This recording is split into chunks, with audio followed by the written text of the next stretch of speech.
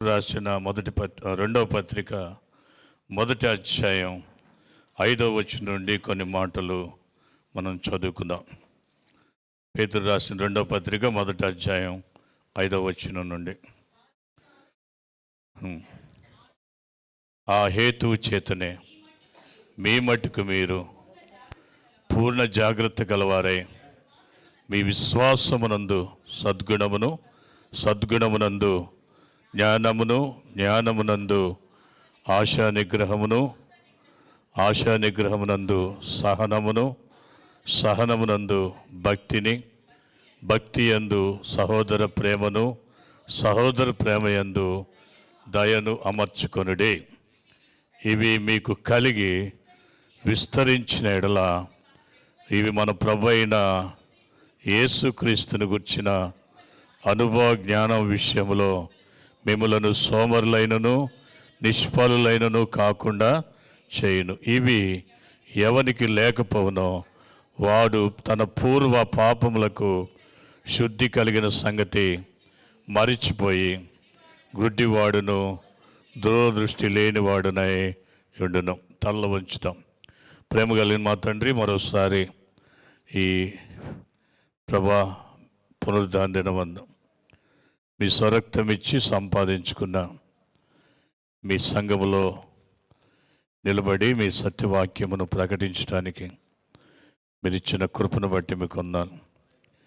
నిష్ప్రయోజకుడైన మీ పాదాసుని అభావుడను మీ సిలువు చాటును మరుగుపరిచి మీ బిడ్డలతో మీరే మాట్లాడి మీరు మాత్రమే మహిమ పొందమని ప్రభువును రక్షకుడైన యేసునామమున అడుగుచున్నాం తండ్రి. దేవుని స్తోత్రం. విశ్వాసులు, రక్షించబడిన వారు ప్రభు స్వరక్తమిచ్చి సంపాదించుకున్న మంద కలిగి ఉండవలసిన అష్ట ఐశ్వర్యాలను మనం ధ్యానం చేస్తున్నాం. ఇవి ఎవరికైతే కలిగి ఉంటాయో, అవి ఎవరిలో విస్తరిస్తాయో వారు ప్రభు కొరకు ఫలిస్తారు, వారు ప్రభు కొరకు బ్రతుకుతారు. ఇవి ఎవరికి లేకపోతాయో వారు రక్షించబడ్డామన్న సంగతి కూడా మర్చిపోయి ఆధ్యాత్మిక అంధకారంలో పడి భవిష్యత్తు గురించిన నిరీక్షణ లేని వారుగా నాశనం వైపు వెళ్ళిపోతారు. ఈ అష్టైశ్వర్యాల్లో 3 విషయాలు మనం జ్ఞాపకం చేసుకున్నాం, ధ్యానించాం. మూడవది జ్ఞానం. మనకి కావలసింది ఏ జ్ఞానం? పైనుండి వచ్చే జ్ఞానం, దేవుడిచ్చే జ్ఞానం కావాలి. ఆ జ్ఞానం ఎవరిలో ఉంటుందో వారు పవిత్రులుగా ఉంటారు, సమాధానం కలిగి ఉంటారు, సులభముగా లోబడతారు, మృదువైన వారుగా ఉంటారు, మంచి ఫలం కలిగిన వారుగా ఉంటారు, మా కనికరముతో నిండిన వారుగా ఉంటారు, అపక్షపాతం లేని వారుగా ఉంటారు, వేషధారులు కాకుండా ఉంటారు. హల్లెలూయా. ఈ పైనుండి వచ్చే జ్ఞానం కలిగి ఉండాలంటే మొదటిగా ఏం కావాలి మనకి? నేనే చెప్పాలి. యెహోవా యందు భయభక్తులు కలిగి ఉండాలి. యెహోవా యందు భయభక్తులు కలిగి ఉండితే జ్ఞానానికి మూలం. దేవుని యందు భయభక్తులు లేకుండా దేవుడిచ్చే జ్ఞానాన్ని ఎవడూ పొందలేడు. రెండవది, అద్వితీయ సత్యదేవుని, ఆయన పంపిన మన రక్షకుడు ప్రభు అయిన యేసుక్రీస్తును గుర్చిన అనుభవ జ్ఞానం మనం కలిగి ఉండాలి. యేసు ఏమై ఉన్నాడో, నా జీవితానికి నీ జీవితానికి ఏమై ఉన్నాడో ఎరిగి ఆయనతో సహవాసం చేయాలి. మూడవది, పూర్ణ హృదయంతో ఆయన యందు నమ్మిక ఉంచి మన ప్రవర్తన అంతటి మీద ఆయన అధికారానికి ఒప్పుకోవాలి. నాలుగవది, చెడుతనమును విడిచిపెట్టాలి. ఐదవది, ప్రభువును గణపరచాలి. ఆరవది, మన దినాలు లెక్క పెట్టుకోవాలి. ఏడవది, సమయమును సద్వినియోగం చేసుకోవాలి. హల్లెలూయా. గతాన్ని మరోసారి మనం గుర్తు చేసుకుందాం. ఇది నా సందేశంలో మనం ధ్యానిస్తున్న విషయము, విశ్వాసులైన నీవు నేను కలిగి ఉండవలసింది ఆశా నిగ్రహం. Self control. మన ఆశలు మరి అంతులేనివిగా ఉంటాయి. అందుకనే కోరికలే గుర్రాలైతే అంటారు. కోరికలు గుర్రాలైతే దాన్ని ఆపటం ఎవడి వల్ల కాదు. మన కోరికలకు కళ్ళెం వేయాలి. కోరికల గుర్రానికి మనం కళ్ళెం వేయాలి. ఏం కోరికలు ఉంటాయి మనకి? ఏటి విషయంలో ఆశానిగ్రహం కలిగి ఉండాలి? దేవుని వాక్యాన్ని గమనిద్దాం. మొదటి యోహాను పత్రిక, యోహాను రాసిన మొదటి పత్రిక 2వ అధ్యాయం 15వ వచనం నుండి చదవండి. ఈ లోకమునైనను లోకములో ఉన్న వాటినైనను ప్రేమించుకుడి. ఎవడైనను లోకమును ప్రేమించిన ఎడల తండ్రి ప్రేమ వానిలో ఉండదు. లోకంలో ఉన్నదంతయు అనగా శరీరాశయు, నేత్రాశయు, జీవపు డంబమును ఇవి ప్రభు తండ్రి వలన కలిగినవి కావు. హల్లెలూయా. వాక్యం చెప్తుంది, లోకమునైనను లోకములో ఉన్న వాటినైనను ప్రేమించండి. ఏముందండి లోకంలో? ఈ లోకంలో ఉన్నదంతా ఏంటి? శరీరాశ, నేత్రాశ, జీవపు డంబం. ఇవి తండ్రి వలన కలిగినవి కాదు. ఇవి లోక సంబంధమైనవి. లోకమును దాని ఆశలు గతించిపోతాయి, కానీ దేవుని చిత్తము నెరవేర్చువాడు నిరంతరం. హల్లెలూయా. మనం దేవుని చిత్తము నెరవేర్చే వారిగా నిరంతరము ఉండాలి అంటే ఈ లోకములో ఉన్న ఈ ఆశలను నియంత్రించుకోవాలి.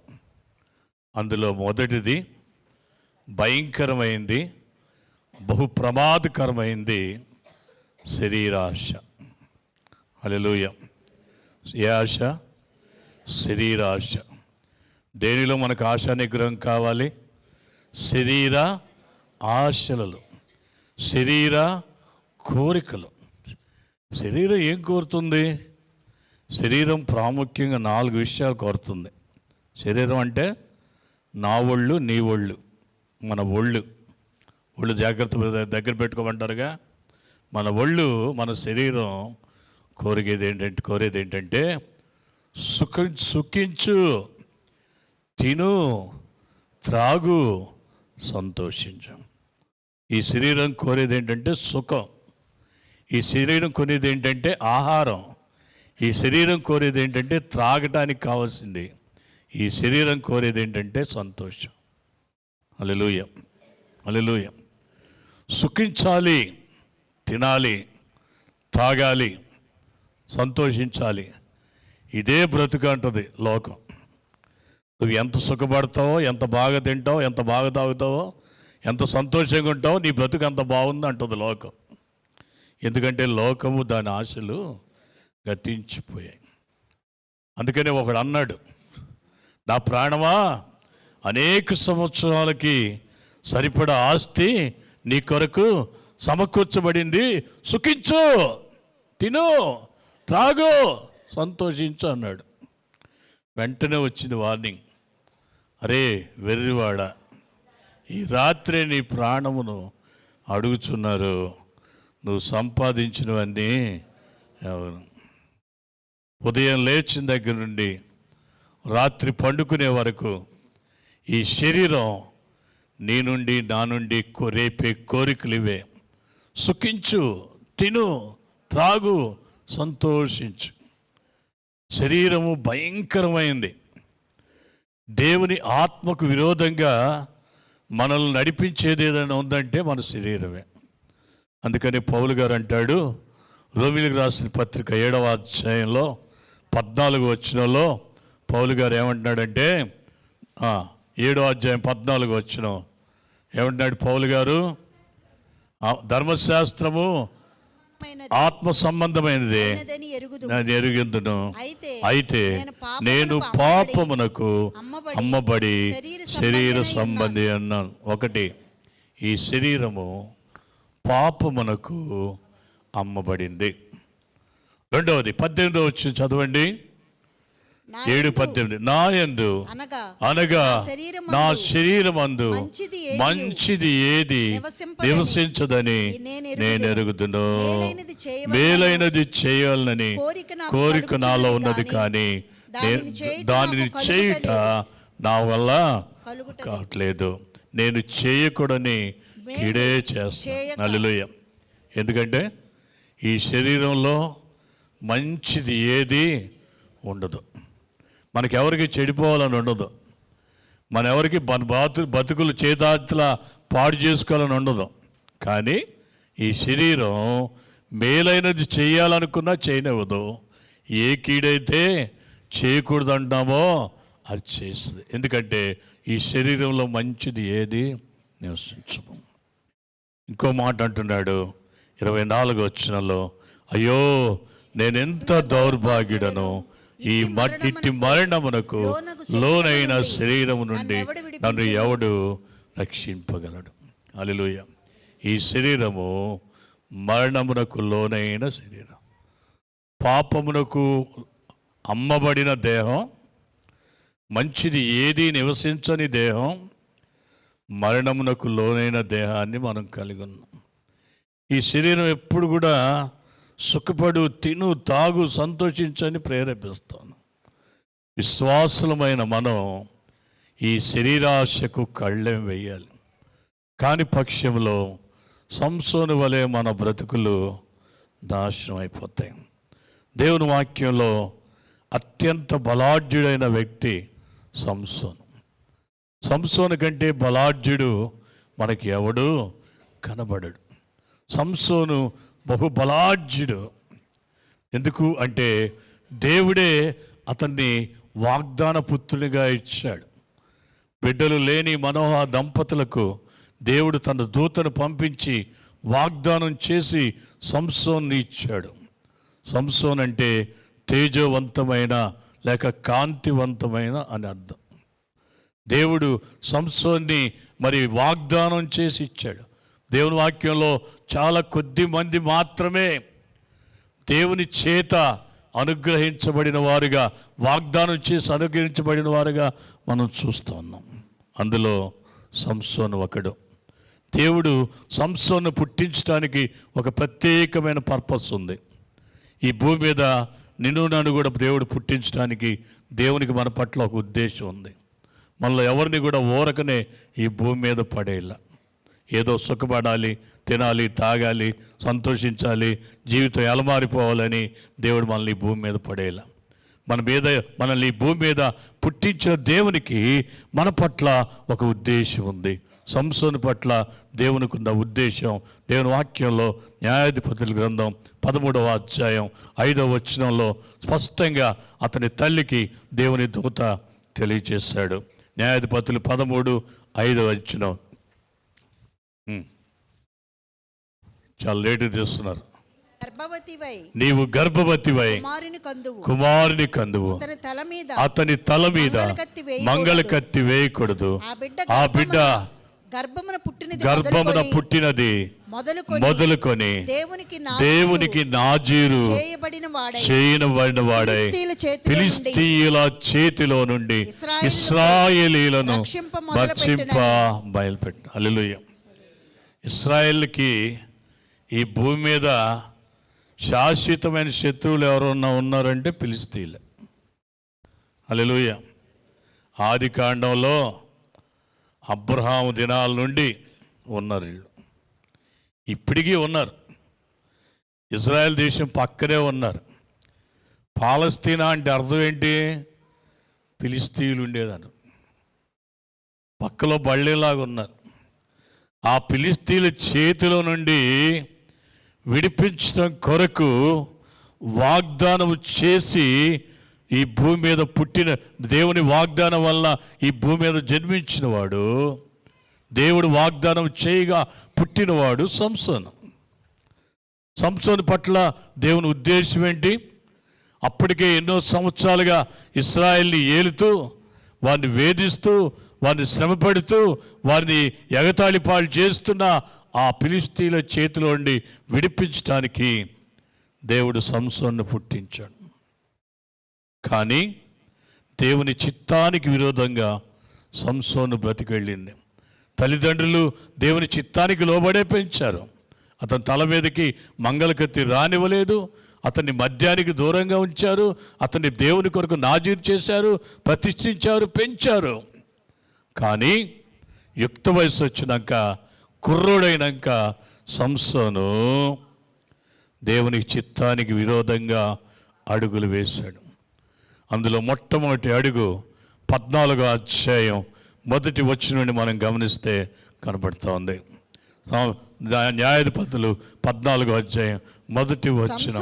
సంసోను తిమ్నాతునకు వెళ్ళి తిమ్నాతులో ఫిలిష్తీయుల కుమార్తెలలో ఒకతిని చూచి ఇంటికొచ్చి ఆ అమ్మాయిని నాకు ఇచ్చి పెళ్లి చేయమన్నాడు. తిమ్నాతు అనే ఊరికి వెళ్ళి, ఫిలిష్తీయుల ఊరైన తిమ్నాతుకి వెళ్ళి అక్కడ ఒక అమ్మాయిని చూచి నాకు ఇచ్చి పెళ్లి చేయమని వాళ్ళ అమ్మా నాన్న పట్టుకున్నాడు. అయ్యా, నీ స్వజనుల్లో పిల్లలు లేరని ఆ సున్నతి లేని ఫిలిష్తీయుల అమ్మాయిని ఎందుకు చేసుకోవాలనుకున్నావురా? ఆ ఫిలిష్తీయులు వద్దురా అంటే సంసోను ఏమన్నాడు? ఆమె నాకు ఇష్టమైందే, నాకు ఇష్టమైందమ్మా, నాకు నచ్చిందమ్మా, నేను కోరుకున్నానమ్మా, నాకు కావాలమ్మా, తీసుకొచ్చి చేస్తారా, నన్ను చావమన్నట్టు అంటారు అన్నట్టు కూర్చున్నాడు. చేసేదేం లేక తీసుకొచ్చి పెళ్లి చేశారు. సుఖపడ్డా?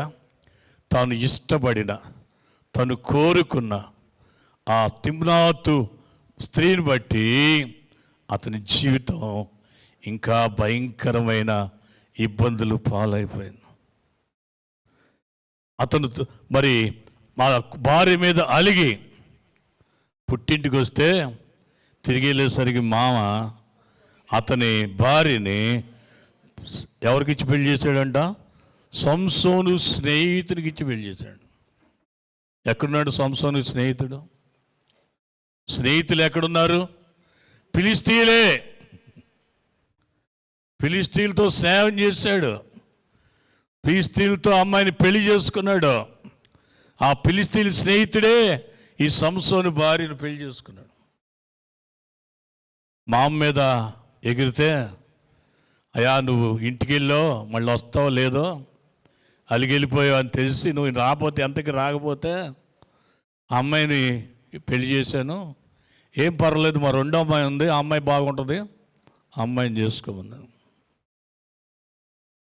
శరీర సుఖమును కోరిన సంసోను తన జీవితంలో ఏ సుఖాన్ని కోరాడో, ఏ సంతోషాన్ని కోరాడో, దేవుని చిత్తానికి విరోధంగా అతను వేసిన అడుగుల వలన అతనికి సుఖం దొరకలేదు, సంతోషం దొరకలేదు కదా. అతను బ్రతుకు నాశనం వైపు అడుగులు పడినాయి. శరీర ఆశను నియంత్రించుకోకపోవటం, దేవుడు తను ఎందుకు పుట్టించాడో, తానెవరో, దేవునికి తన పట్ల ఉన్న ఉద్దేశము ఏంటో తెలిసి కూడా తెలిసి కూడా శరీర ఆశకు లోనై, శరీర ఆశ అనే ఆ ఆశను నిగ్రహించుకోక, దాన్ని నియంత్రించుకోక తన జీవితాన్ని నిప్పుల కుప్ప చేసుకున్నాడు సంసోను. అక్కడ బుద్ధి వచ్చిందా? రెండవది 16వ అధ్యాయం మొదటి వచ్చిన చదవండి. న్యాయాధిపతులు. ఆ తరువాత సంసోను గాజాకు వెళ్ళి వేసిన ఒకతిని చూచి ఆమె యొద్ద చేరాడు. రెండోది ఎక్కడ చేరాడు? గాజా అంటే ఎక్కడ? అది ఫిలిష్తీయులే. తిమ్నాతు అనే ఊరు ఫిలిష్తీయులే. ఈ గాజాలో ఉన్న వేశ్య కూడా ఫిలిష్తీయుల వేశ్య. ఆ వేశ్యను దగ్గర చేరాడు. ఇంకా మన మాటలు చెప్పుకోవాలంటే వేశ్య పంచన చేరాడు. ఆ గాజాలో సంసోనున్నాడని సంసోను ఆ ఊళ్ళో నుండి వచ్చినప్పుడు బయట పట్టుకుందామని ఆ గేటు కాడ కాపలా వేశారు ఫిలిష్తీయుల శబ్దాలు. సంసోను ఏం చేశాడు? గుమ్మం పీకి తీసుకెళ్ళి పట్టుకుందామని వస్తే ఏం పట్టుకుని వెళ్ళిపోతున్నాడు? గుమ్మాన్నే పట్టుకొని వెళ్ళిపోతున్నాడు. తలుపులు గుమ్మం భుజాన్ని వేసుకొని వెళ్ళిపోతున్నాడు. అంత బలం దేవుడిచ్చాడు. కానీ తన బలాన్ని ఎవరికి ఇచ్చాడు? సంసోను స్త్రీలకు ఇచ్చాడు. దేవుని వాక్యంలో ఉంది, నీ బలమును స్త్రీలకు ఇవ్వకుము. ఎక్కడుంది మాట? సామెతలు 37 అధ్యాయంలో సొలొమోను తల్లి సొలొమోనుకు చేసిన ఉపదేశం. ప్రతి స్త్రీ కనీసం వారానికి ఒకసారైనా సామెతల గ్రంథం 31 అధ్యాయం చదువుకుంటే మన కుటుంబాలు బాగుంటాయి, మన కుటుంబాల్లో సమస్యలు రావు. హల్లెలూయా, హల్లెలూయా.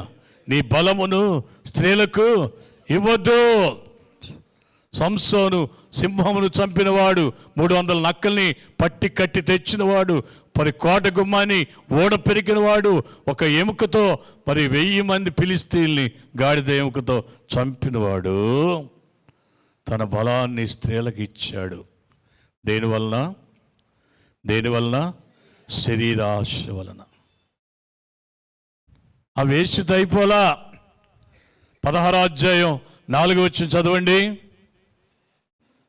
16వ అధ్యాయం న్యాయాధిపతులు 4వ వచనం. పిమ్మట అతడు షేరేకు లోయకు లోయలో ఉన్న దెలీలాను మోహించగా. ఢిల్లీలో ఎన్నో నెంబరు అమ్మా? ఎన్నో నెంబరు? 3వ నెంబరు, 2వ నెంబరు కాదు. ఎన్నో నెంబరు? 3వ నెంబర్. 2వ నెంబర్ వేశ్య, గాజాలో ఉన్న వేశ్య. 1వ నెంబర్ తిమ్నాతులో ఉన్న అమ్మాయి. 3వ నెంబర్ డెలీలాను మోహించి ఆమె దగ్గర చేరాడు. ఫిలిష్తీయుల సర్దారులు డెలీలాను పట్టుకున్నారు. అతని బలం ఎక్కడుందో తెలుసుకో, అతని బలం యొక్క రహస్యం ఏంటి తెలుసుకొని చెప్పు, నీకు డబ్బులు ఇస్తామని ఆ 4 ఫిలిష్తీయుల సర్దారులు 4 మూటలు తీసుకొచ్చారు. డెలీలా అడుగుతుంది, సంసోను నేను నీకంటే ఇష్టమే కదా, నువ్వు నన్ను ప్రాణంగా ప్రేమిస్తున్నావు కదా, నీ బలం ఎక్కడుంది? ఏం లేదమ్మా, 7 నెరవంజి చువ్వలు తీసుకొచ్చి నన్ను కట్టేస్తే నా బలం తగ్గిపోద్ది. కట్టేశారు, తుత్తినీళ్ళు చేశాడు. సంసోను మోసం చేసావు, నీ బలం ఎక్కడుందో చెప్పు. ఏం లేదమ్మా, కొత్తగా పేనిన ఒక త్రాడు తీసుకొచ్చి నన్ను కట్టేస్తే నా బలం పోద్ది.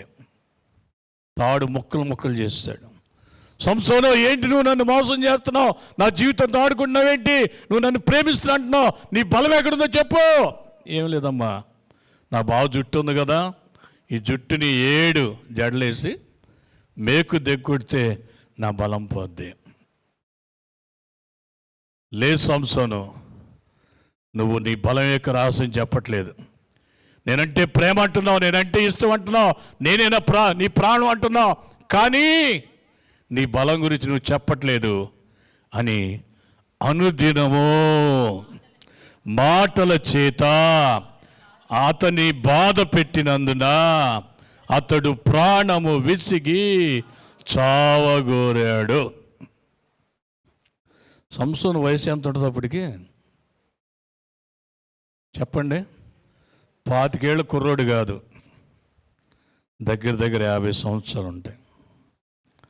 ఎంత ఉంటుంది వయసు? 50 సంవత్సరాలు. సంసోను ఎవరు?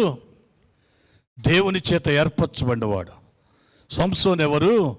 దేవుని కొరకు నాజీరు చేయబడినవాడు. సంసోను ఎవరు? ఇశ్రాయేలు ప్రజలకి న్యాయాధిపతి. అప్పటికి 20 సంవత్సరాలుగా ఇశ్రాయేల్ ప్రజలకు ఎవరుగా ఉన్నాడు? న్యాయాధిపతిగా ఉన్నవాడు. దేవుని చేత ఏర్పరచబడిన వాడు, దేవుని కొరకు ప్రతిష్ఠించబడిన వాడు, దేవుని బలము పొందినవాడు, దేవుని ప్రజలను నడిపించే న్యాయాధిపతి ఏం చేశాడు? ప్రాణము విసిగి చావకోరాడు. కారణం శరీరాశ. తన బలం యొక్క రహస్యాన్ని చెప్పాడు. ఆ డెలీలా తొడ మీద పండుకొని నిద్రపోయాడు. గుండైనా మెలుకూరాల. ఎంత విచారం అండి, ఎంత విచారం. తలంతా గుండు చేసేసిన సంసోనికి మెలకు రాలా. తెలియలా అంటుంది సంసోను, లే, ఫిలిష్తీయులు నీ మీద పడుతున్నారు. ఏముంది, జస్ట్ నేను లేచి నిలబడ్డానంటే ఒక్కడు కూడా ఉండలేడు, నేను ఎప్పటి అట్లు విరజిమ్ముకుంటాను అని లేచి నిలబడ్డాడు. యెహోవా తనను ఎడబాసునని అతనికి తెలియలేదు.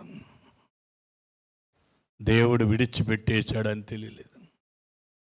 ఆ బలము దేవుడిచ్చిందని, ఆ బలము ఫిలిష్తీయులను చేతిలోని తన ప్రజలను విడిపించడానికి దేవుడిచ్చిందని గ్రహించకుండా తన బలాన్ని స్త్రీలకు ఇవ్వటం వల్ల, తన శరీర ఆశను నియంత్రించుకోవటం వల్ల సంసోను ఏమైపోయాడు?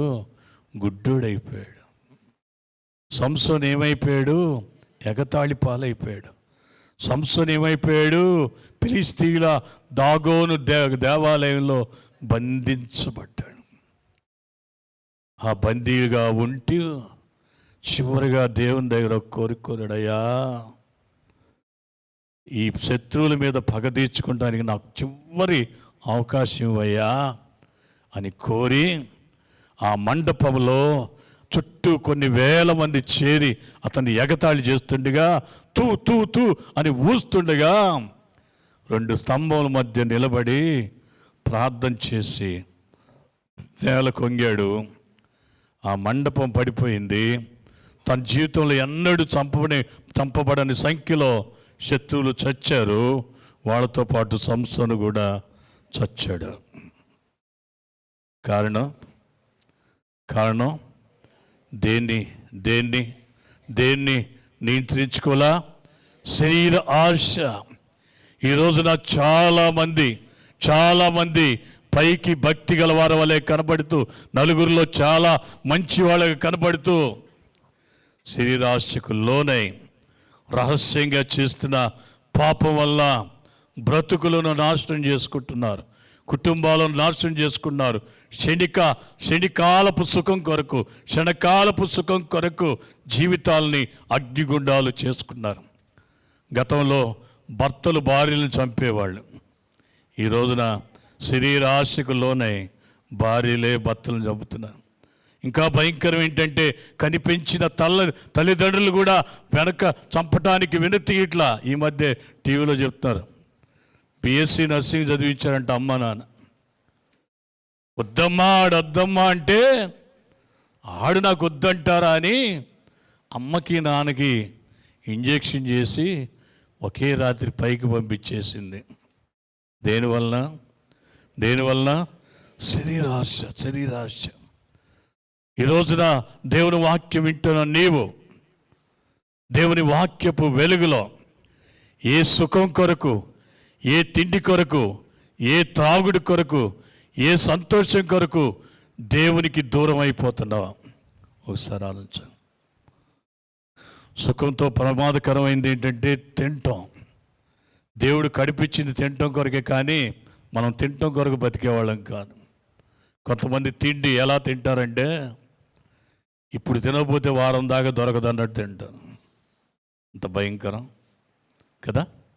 కడుపుకు పట్టిందే, దేవుడిచ్చిందే తృప్తిగా తినాలి, అది ఆశీర్వాదం. కొంతమందికి కడుపే దేవుడు. శరీరం ఏంటి అంటే తినటం కొరకేనండి బతికేది. కొంతమందికి త్రాగుడు, కొంతమంది లోకపు సుఖాలు. ఏ రీతిగా ఈ శరీరాన్ని సంతోషపెట్టుకోవాలి, ఏ బట్టలు వేసుకుంటే, ఏ నగలు ధరిస్తే ఈ దేహం సంతోషిస్తుందని వీటి కొరకు దేవునికి దూరస్తులైపోతున్నారు.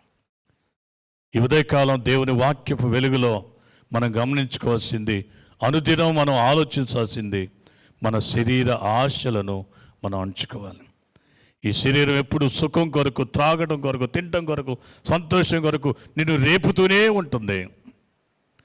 దాన్ని అణుచుకోకపోతే దేవుని చిత్తాన్ని మనం జరిగించము.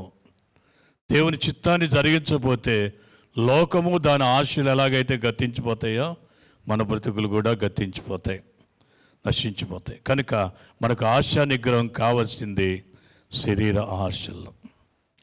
రెండవది, మనకు ఆశా నిగ్రహం కావలసింది నేత్రాశ. నేత్రాశ. దేవుని వాక్యంలో దావీదు ఎంతో గొప్ప వ్యక్తి, దేవుని హృదయానుసారుడు. దేవుడు గొర్రెల దొడ్డిలో ఉన్న దావీదును సింహాసనం మీద కూర్చోబెట్టాడు.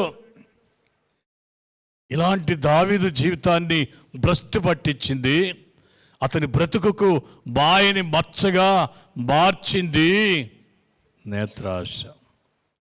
నేత్రాశ. సమూయేలు 2వ గ్రంథం 11వ అధ్యాయం 2వ వచనం చదవండి. సమూయేలు 2వ గ్రంథం 11వ అధ్యాయం 2వ వచనం. ఒకానొక దినమున ప్రొద్దుకుంకు వేళ దావీదు పడక మీద నుండి లేచి రాజనగరిలో మిద్దె మీద నడుచుచు పైనుండి చూచుచుండగా స్నానము చేయుచున్న ఒక స్త్రీ కనబడెను. ఆమె బహుసౌందర్యదాసి. ఒక్కసారాగండి. ఏం చూశాడు? స్నానము చేస్తున్న స్త్రీని చూశాడు. ఏ సమయంలో?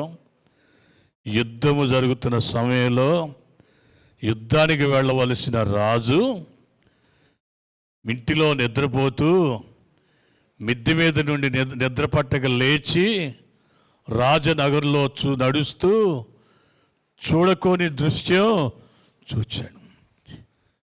యుద్ధమందు నేను మిద్దె మీద చేరి చూడరాని దృశ్యం కనులగాంచినాను. యుద్ధమందు నేను మిద్దె మీద చేరి చూడరాని దృశ్యం కనులగాంచినాను. లేదు నీదు స్వరము, లేదు నీదు ముఖము, ఎరుగనైతి మార్గం, ఎరుగనైతి మార్గం.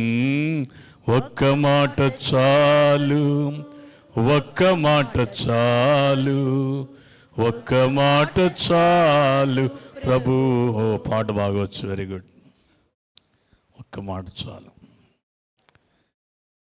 దావీదు మిద్దె మీద చేరి చూడకూడని దృశ్యం చూచాడు.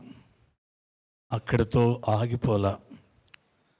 ఆ స్త్రీ గురించి ఎంక్వైరీ చేశాడు. ఆమె ఎవరు? ముందేం చేశాడు? ఎంక్వైరీ చేశాడు. ఆమె వివాహిత అని తెలుసుకున్నాడు. ఉరియా అని అతని భార్య అని తెలుసుకున్నాడు. కానీ ఆ నేత్రాశ ఏం చేసింది? ఆమెను తన వశము చేసుకునేదాకా వదిలిపెట్టలే. ఆమెను గర్భవతిగా చేసేదాకా వదిలిపెట్టలే. ఆమె గర్భవతి అని తెలుసుకొని ఆమె భర్త యుద్ధంలో ఉంటే యుద్ధం నుండి అతన్ని రప్పించి తప్పు కప్పుకోవాలని విఫలయత్నం చేశాడు. ఉరియాని పిలిపించి ఇంటికి పంపించాలనుకుంటే ఉరియా వెళ్ళలా. మామూలుగా వెళ్ళేటట్టు లేడని రాజుగారు తనతో పాటు కూర్చోబెట్టుకొని తినిపించాడు, తాగిచ్చాడు. మత్తులో అన్నా వెళ్తాడని మందు కొట్టించాడు. వెళ్ళలా. ఏవయ్యా ఉరియా, ఏంటి నీవు యుద్ధంలో నుండి వచ్చావు కదా, చాలా మరి ఇంటికి వెళ్ళి రెస్ట్ తీసుకోవచ్చుగా. అయ్యో, నా తోటి సైనికులు యుద్ధంలో ఉంటుండగా నేను ఎలా ఇంటికి వెళ్ళి నిద్రపోతానయ్యా, నా బాధ్యత నేను ఎలా సుఖపడతాను? కుదరదంటే వీడు వెళ్ళేటట్టు లేడని యోవాబుకి లెటర్ రాసి పంపించి సైన్యంలో ముందు వరుసలో పెట్టి శత్రువుల చేత కొట్టబడి చంపబడేటట్టుగా చేశాడు. మనం చాలాసార్లు అనుకుంటాం, దావీదు చేసింది ఒక్క తప్పేగా, చిన్న తప్పేగా. కాదు, ఇంత ఉంది కథ, ఇంత భయంకరమైంది. దేవుడు వెంటనే నాతాను ప్రవక్తను పంపించాడు. ఎలా? దావీదుతో మాట్లాడు, దావీదుతో మాట్లాడు.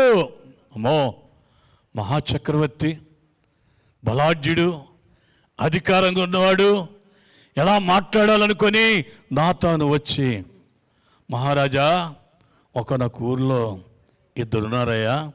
ఒకడు బాగా ధనవంతుడు, అతనికి గొర్రెలు, మేకలు, పశువులు ఎన్నో ఉన్నాయి. ఆ ధనవంతుడి ఇంటి పక్క ఒక పేదోడు ఉన్నాడు. ఆ పేదోడికి ఒక్కటే ఆడ గొర్రె పిల్ల ఉంది. దాన్ని అతను సొంత కూతురులాగా చూసుకుంటున్నాడు, అల్లారు ముద్దుగా పెంచుకుంటున్నాడు. ఒక రోజున ధనవంతుడి ఇంటికి దారిపోయి ఒక దానయ్య వచ్చాడు. ఆ దానయ్యకి విందు చేయడం కొరకు తన గొర్రెల్లో, తన పశువుల్లో దేన్ని తీసుకోకుండా ఆ పేదవాడి గొర్రెను తీసుకొచ్చి దాన్ని వధించి తన ఇంటికి వచ్చిన వాడికి విందు చేశాడు.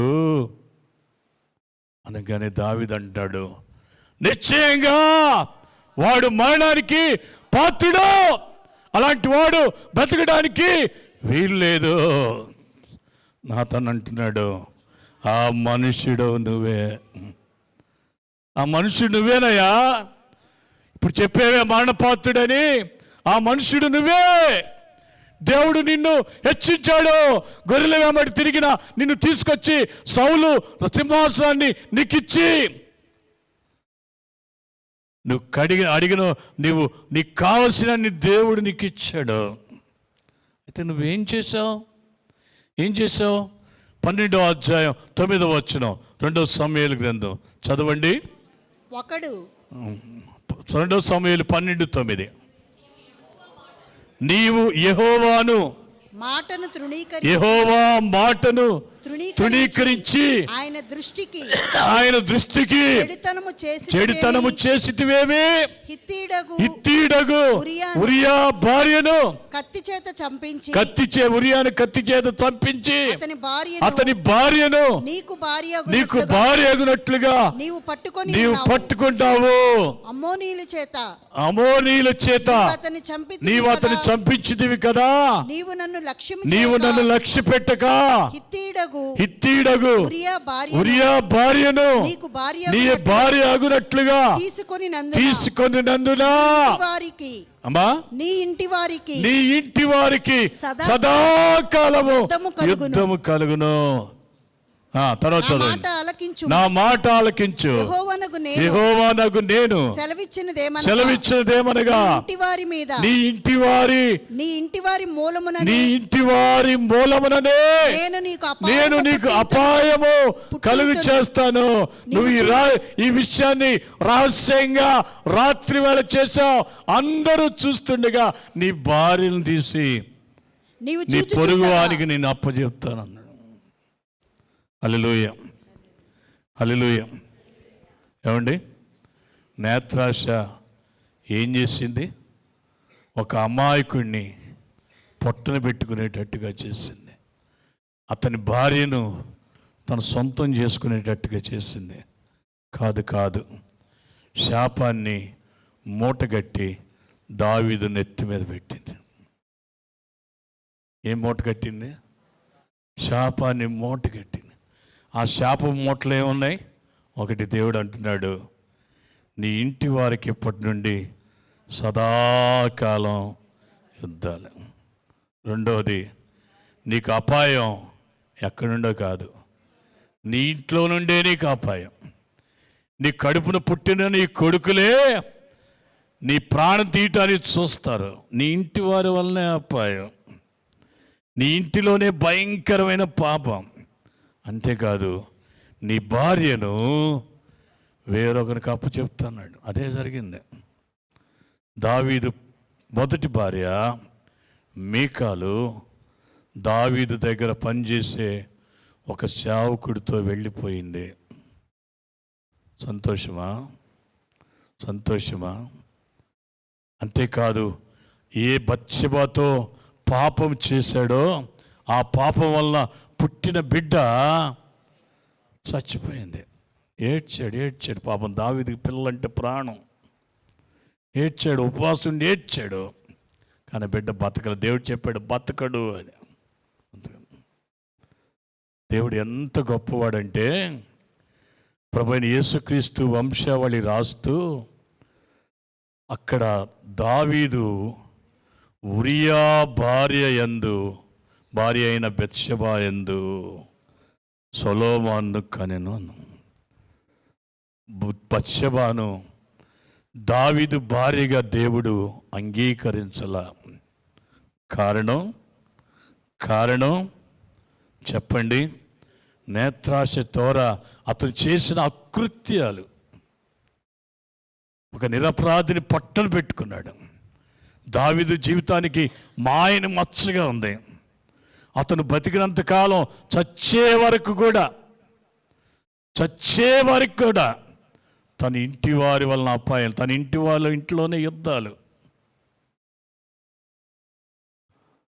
కారణం ఏంటి? నేత్రాశ.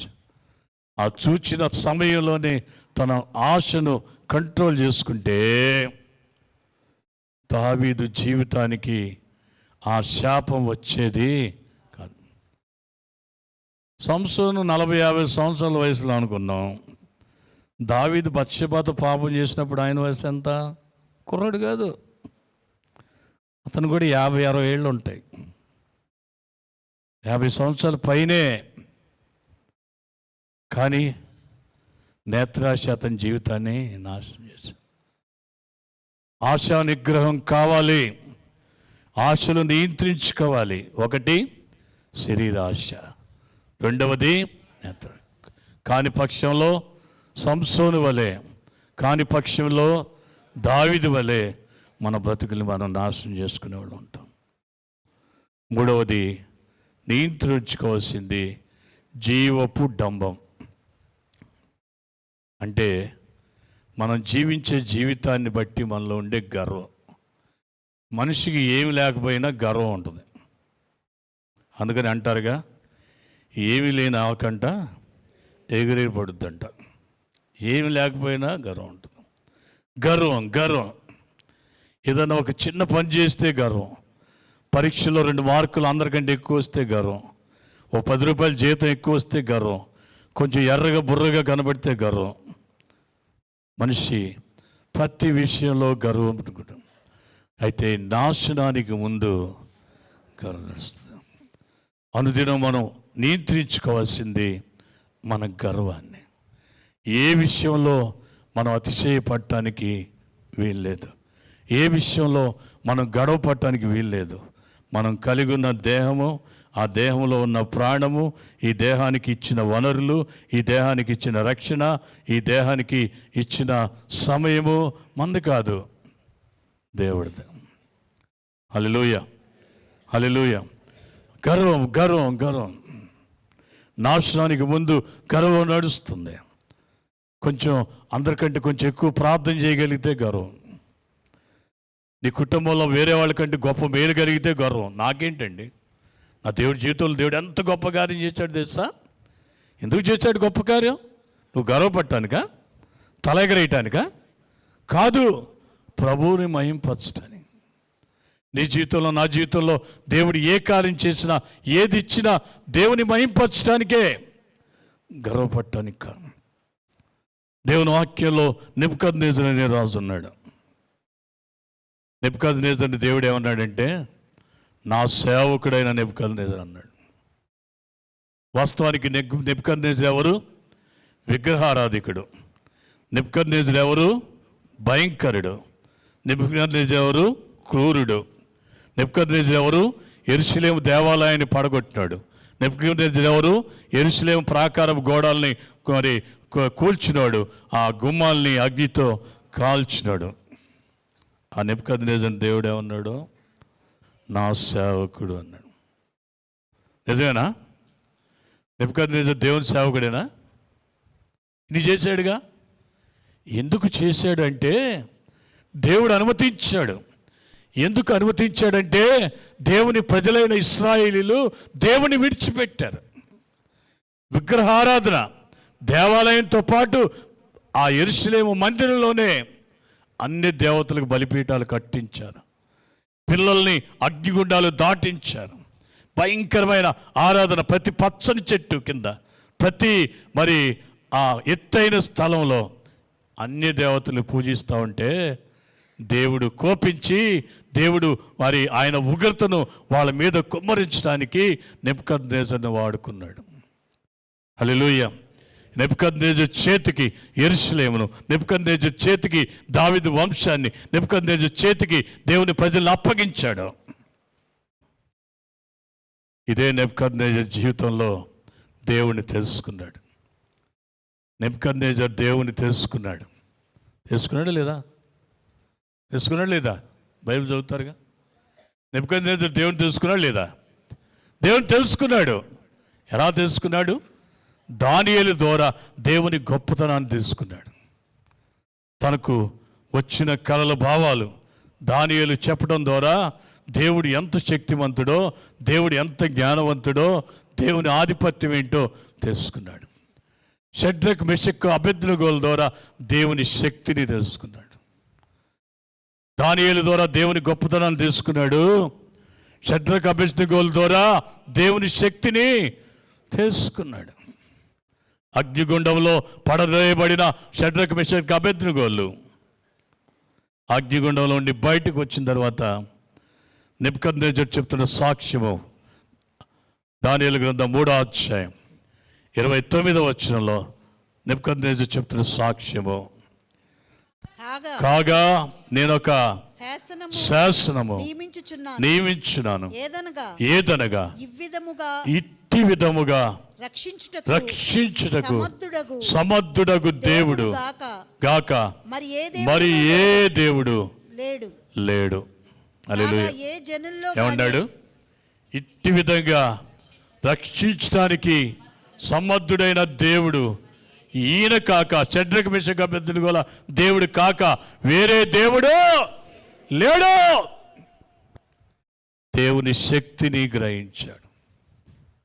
అందుకనే దేవుని నమ్ముకున్నాడు. దేవుని గొప్పతనాన్ని తెలుసుకున్నాడు.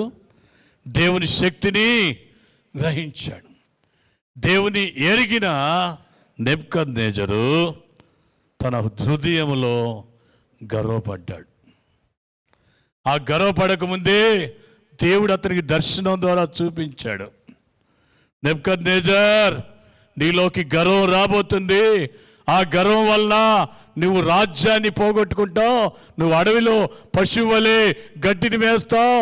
నీ గర్వాన్ని తగ్గించుకొని దేవుని వైపు తిరిగితే దేవుడు మరలా నీవు పోగొట్టుకున్న స్థితిని ఇస్తాడు అని హెచ్చరించాడు.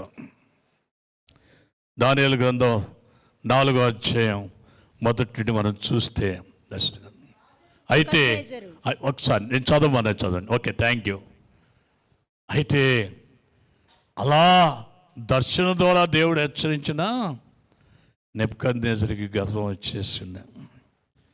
దేన్ని బట్టి గర్వం వచ్చింది? ఇప్పుడు చదవండి 4వ అధ్యాయం 30వ వచనం. దానియేలు 4:30. రాజును బబులోను అను ఈ మహా విశాల పట్టణం నా బలాధికారమును నా ప్రభావ ఘనతను కనపరుచుకున్నటకు నా రాజధానిగా నేను కట్టించుకున్నది కాదా? హల్లెలూయా. ఏం గర్వపడ్డాడు? తాను కట్టించిన బబులోను మహానగరాన్ని, అందమైన నగరాన్ని, చాలా గొప్ప నగరాన్ని, నేను తను కట్టించిన నగరాన్ని చూచి ఈ బబులోన్ అనే ఈ మహానగరం నా బలాధికారాన్ని, నా ప్రభావగంతను కనపరచడానికి నేను కట్టించినది కాదా? నేను కట్టించాను కదా, ఈ పట్టణం నేను కట్టించబడితే లేదు కదా అని మనసులో గర్వపడ్డాడంతే. వార్నింగ్ వచ్చేసింది. ఒకసారి 31 వచ్చి చదవండి. రాజు నోట ఈ మాట ఉండగా ఆకాశము నుండి ఒక శబ్దము వచ్చును. అదేదనగా రాజైన నెబుకద్నెజరు, ఇదే నీకు ప్రకటన, నీ రాజ్యము నీ యొద్ద నుండి తొలగిపోను. నీవు తమ యొద్ద నుండి మనుషులు నిన్ను తరిమి వేస్తారు. నీవు అడవి జంతువుల మధ్య నివాసము చేయొచ్చు, పశువుల వలె గడ్డి మేతు. హల్లెలూయా.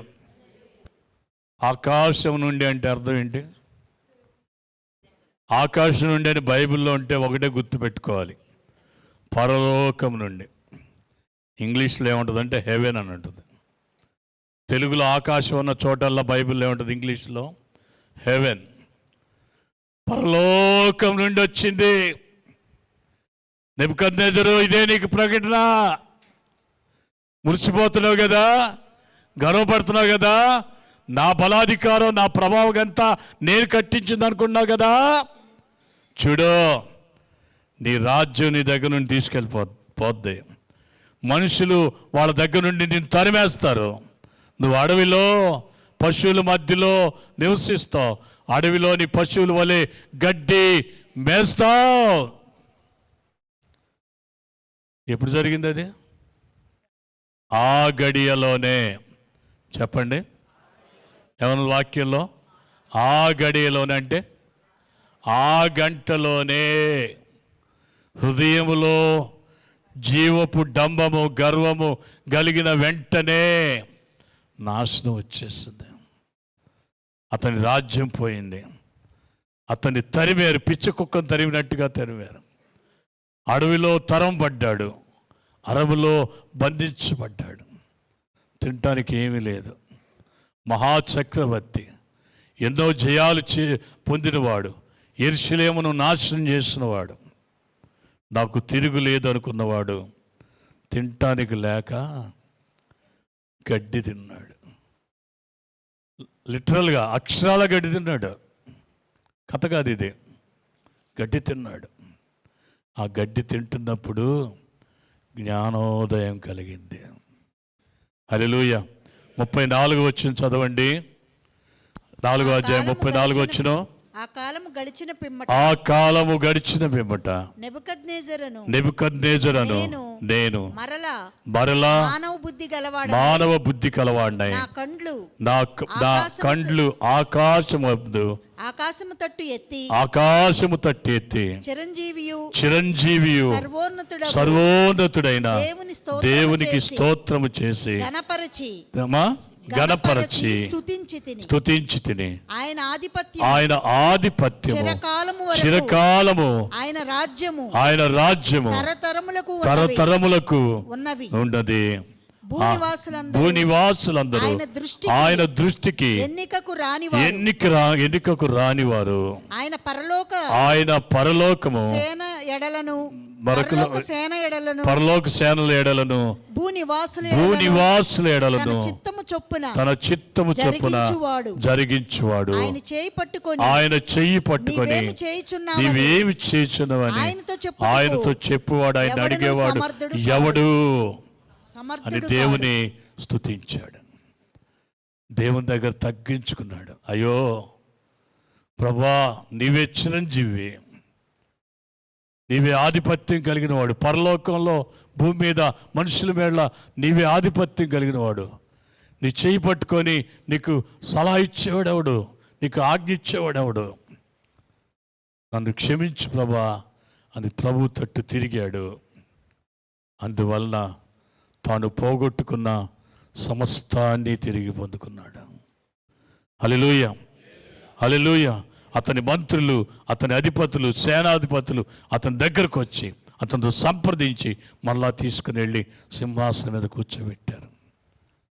సింహాసనం మీద నుండి నెబుకద్నెజరు పడగొట్టింది గర్వము, మరలా సింహాసనం ఎక్కించింది దీనత్వం.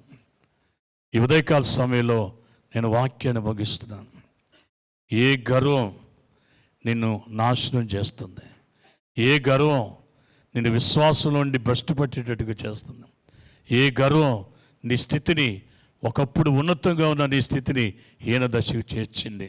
నువ్వు తెలుసుకొని ఆ జీవపు డంబం విషయంలో, నీ జీవితంలో ఏ విషయంలో గర్వపడుతున్నావో ఆ గర్వాన్ని విడిచిపెడితే, దేవుని చిత్తాన్ని జరిగించే వ్యక్తిగా ఉంటే నువ్వు నిరంతరం నిలుస్తావు. ఉదయకాలం తలలో ఉంచుదాం, కళ్ళు మూసుకుందాం. ప్రభు మనకిచ్చిన వాక్యపు వెలుగులో మన జీవితాలు తెలుసుకుందాం. లోకములో ఉన్నదంతయు శరీరాశ, నేత్రాశ, జీవపు డంబం. లోకములు దాని ఆశలు గతించిపోతాయి.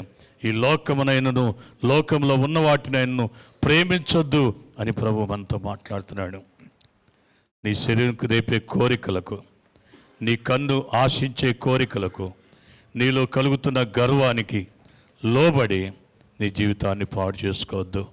దేవుని వాక్యానికి లోబడి శరీరాశలు, నేత్రాశ, జీవపు డంబమును జయించడానికి ప్రభు సహాయం మీద ఆధారపడదాం. అట్టి కృప దేవుడు మనకు దయచేయను గాక.